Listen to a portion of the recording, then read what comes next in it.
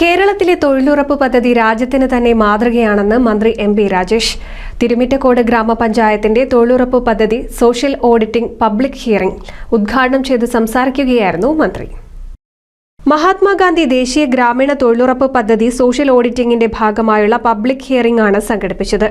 Thirumittacode service സഹകരണ bank ഹാളിൽ നടന്ന പരിപാടി മന്ത്രി എം.പി. രാജേഷ് ഉദ്ഘാടനം ചെയ്തു. സംസ്ഥാനത്തെ തൊഴിലുറപ്പ് പദ്ധതി ഇന്ത്യക്ക് തന്നെ മാതൃകയാണെന്ന് മന്ത്രി എം.പി. രാജേഷ് അഭിപ്രായപ്പെട്ടു.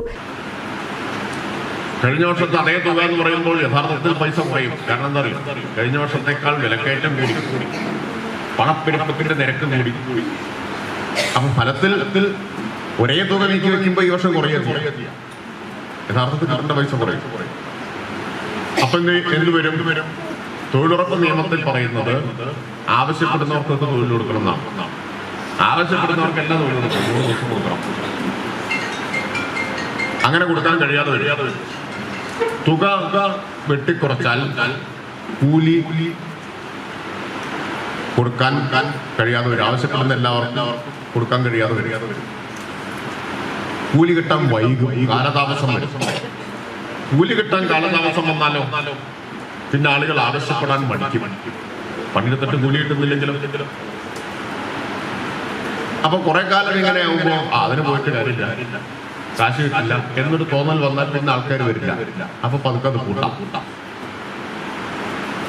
ഇതാണ് മനോഭാവം.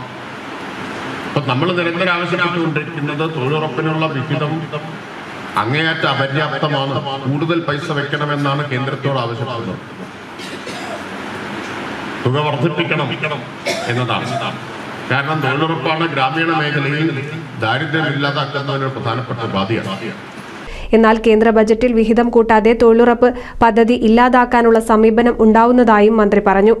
CDPO ഉഷ അധ്യക്ഷത വഹിച്ചു. തിരുമിറ്റക്കോട് ഗ്രാമപഞ്ചായത്ത് president T. Suhara, vice president CM Manomohanan, ജില്ലാ പഞ്ചായത്ത് അംഗം Anu Vinod, social audit resource പേഴ്സൺമാർ, ആസൂത്രണ സമിതി ഭാരവാഹികൾ, പഞ്ചായത്ത് സ്റ്റാൻഡിംഗ് കമ്മിറ്റി അംഗങ്ങൾ, മെമ്പർമാർ, തൊഴിലുറപ്പ് തൊഴിലാളികൾ തുടങ്ങിയവർ പങ്കെടുത്തു. NCV news, Thrithala.